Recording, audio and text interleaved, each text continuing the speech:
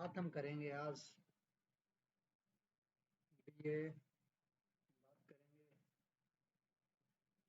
BA semester 2 semester द्वितीय राजनीति विज्ञान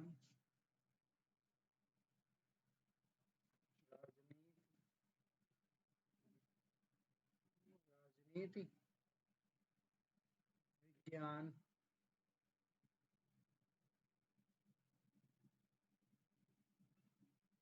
के पेपर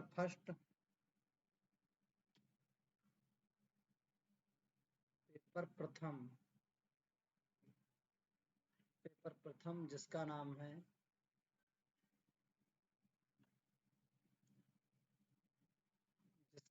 है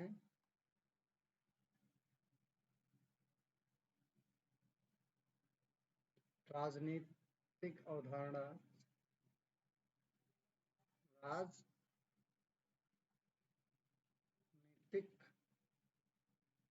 अवधारणा राजनीतिक अवधारणा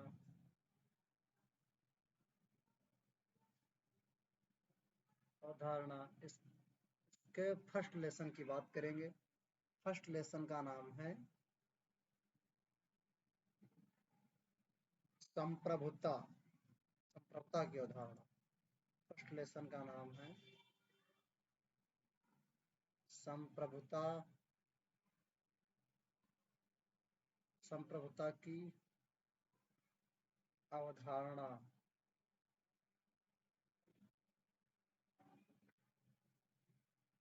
आज हम लोग इसी की बात करेंगे। आज हम लोग बात करेंगे संप्रभुता की। ठीक, संप्रभुता की बात करने से पहले हम इस पेज को एक न्यू पेज भी सिलेक्ट कर लिया करेंगे।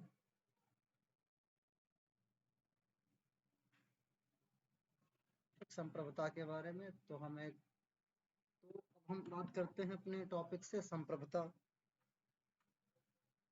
संप्रभुता है क्या? बात करते हैं कि संप्रभुता है क्या।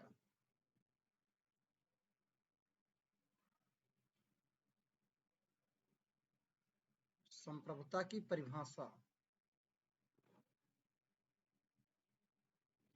संप्रभुता की परिभाषा क्या है? तो एक गोंदा गोंदा जो अपने एक विचारक थे। गोंदा गोंदा की एक परिभाषा है। गोंदा गोंदा ने एक परिभाषा दी है संप्रभुता के बारे में। संप्रभुता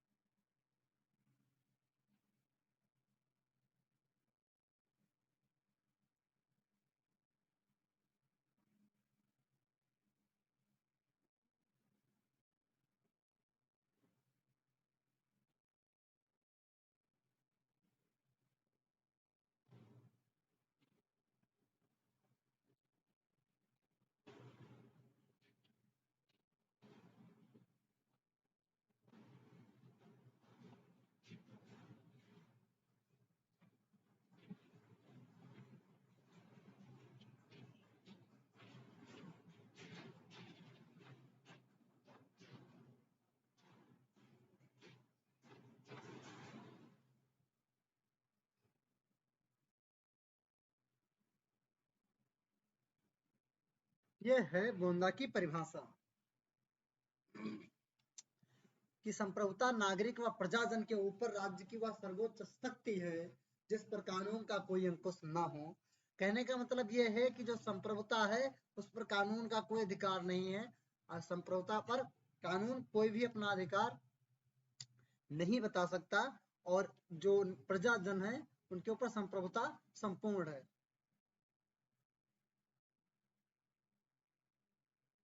और एक प्रोफेसर है विलोबी, एक विलोबी की भी परिभाषा है।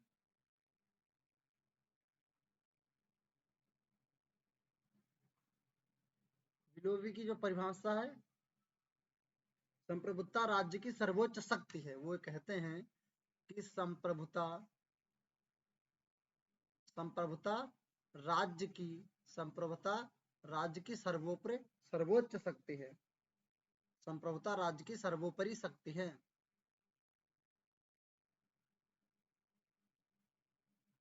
सर्वोपरि शक्ति है। संप्रभुता राज्य की सर्वोपरि शक्ति है, ये विलोबी जी कहते हैं। ये संप्रभुता की परिभाषा है।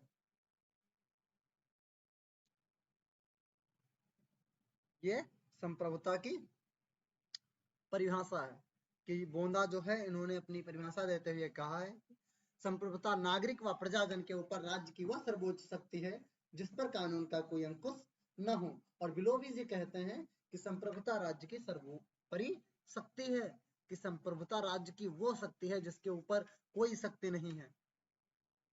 अब हम बात करेंगे संप्रभुता शब्द का निर्माण कैसे हुआ। जैसे अब हम बात करेंगे संप्रभुता क्या है। ठीक,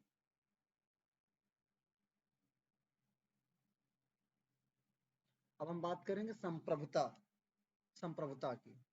संप्रभुता का अर्थ,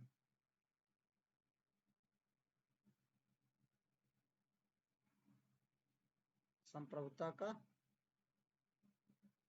परिभाषा मैंने पीछे पढ़ी है और ये हम पढ़ेंगे संप्रभुता का अर्थ। ठीक,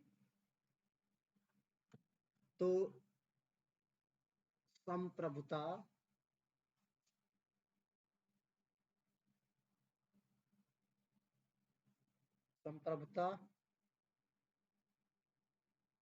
का अंग शब्द, संप्रभुता का अंग, संप्रभुता का अंग पर्यायवाची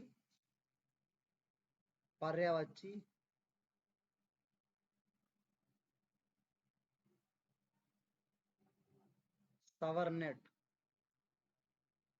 स्लाइड चेंज करके बात करेंगे। ये एक पर्यायवाची शब्द है जिसका नाम है सवर्नेटी। सवर्नटी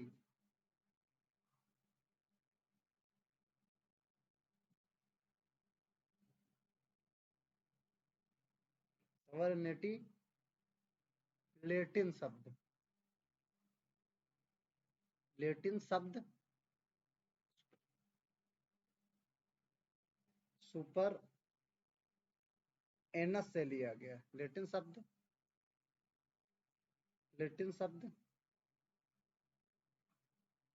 सुपर से सुपर एनस से लिया गया है। सुपर एनस से लिया गया है। संप्रभुता का अर्थ होता है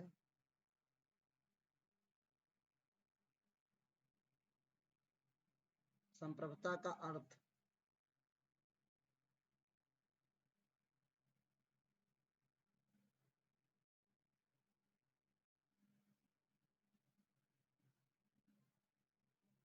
सर्वोपरि शक्ति।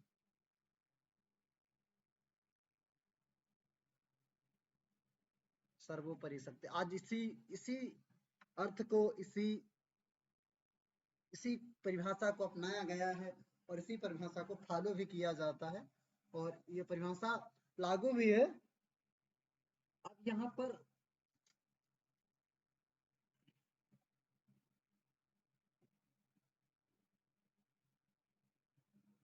और मतलब अगर बात करें संप्रभुता की तो संप्रभुता की संप्रभुता का सारा निचोड़ यहीं पर आके समाप्त हो जाता है कि संप्रभुता का अर्थ सर्वोपरि है, और इसके बाद किसी भी परिभाषा को पूर्ण नहीं माना जा सकता और पूर्ण कहा भी नहीं जा सकता। और इसके बाद हम संप्रभुता की संप्रभुता कितने प्रकार की होती है, तो यहाँ पर आपको हम बता रहे हैं कि संप्रभुता दो प्रकार की होती है, आंतरिक संप्रभुता और बाहरी संप्रभुता। आंतरिक और बाहरी, आंतरिक संप्रभुता और बाहरी संप्रभुता। अब हम बात करेंगे आंतरिक संप्रभुता के बारे में, और बाहरी संप्रभुता के बारे में बात करके हम बात करेंगे आंतरिक संप्रभुता के बारे में। तो बात करते हैं जब आंतरिक संप्रभुता के बारे में, तो आंतरिक संप्रभुता होती ये है कि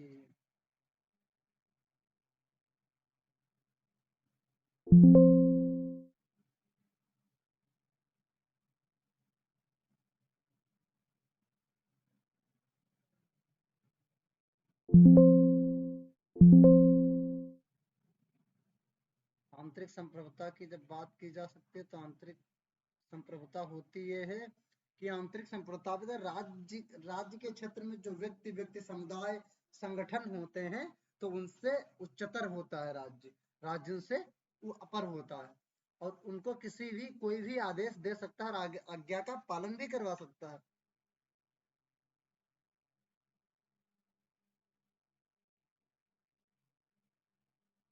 और जो भी व्यक्ति, जो राज्य आज्ञा करेगा, उसके विरुद्ध कोई भी व्यक्ति, राज्य क्षेत्र में आने वाला कोई भी व्यक्ति या कोई भी संगठन समुदाय, उसके विरुद्ध कोई भी अपील नहीं कर सकता। आप संप्रभुता के विरुद्ध कहीं भी कोई अपील नहीं कर सकते। डॉक्टर गार्नर ने एक परिभाषा दी है, जो डॉक्टर गार्नर में परिभाषा आप लोग देखना चाहेंगे, ये है, गार्नर कहते हैं कि आंतरिक संप्रभुता के बारे में गार्नर कहते हैं, संप्रभुता राज्य के संपूर्ण क्षेत्र संप्रभुता राज्य के संपूर्ण क्षेत्र में विस्तृत होती है।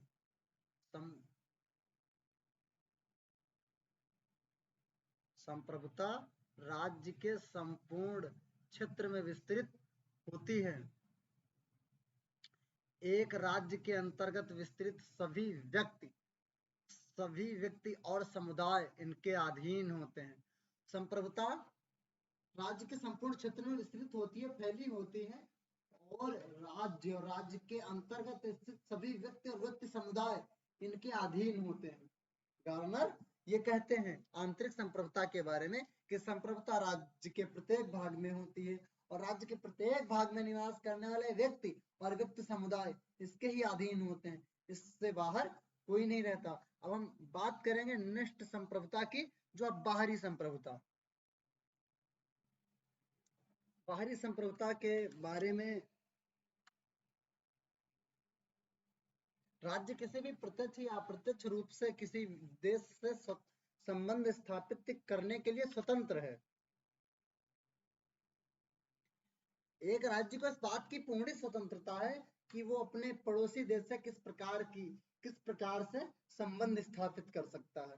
उसमें चाहे तो वो युद्ध प्रणाली को शामिल कर सकता है, चाहे तो तटस्थ सीमा से मार्ग से उसमें उसका सहारा ले सकता है, और इनमें से वो राज्य किसी अन्य राज्य से संबंध स्थापित करने के लिए स्वतंत्र है। और संप्रभुता की तो बात ही है, जो बाहर से संपूर्ण स्वतंत्र हो और उसके आंतरिक मामले में कोई बाहरी हस्तक्षेप न हो।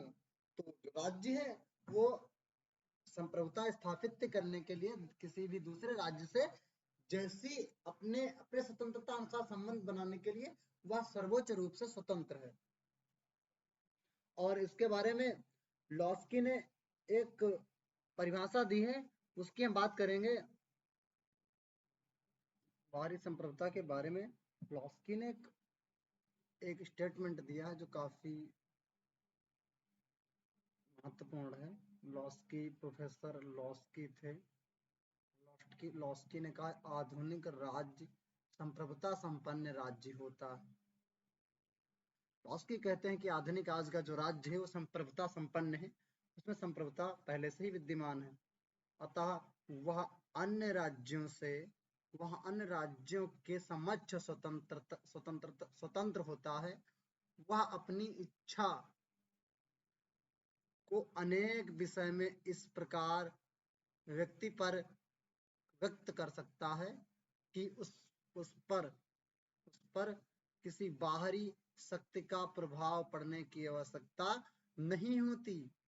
ये लॉस्की ने आधुनिक बाहरी संप्रभुता के बारे में कहा था। अब हम नेक्स्ट की बात करेंगे, जो बाहरी और आंतरिक संप्रभुता का को एक में करके परिभाषा यहाँ ये निकल सकती है, या इस परिभाषा को हम व्यक्त कर सकते हैं कि संप्रभुता राज्य की वह सर्वोच्च शक्ति है जिसके द्वारा राज्य के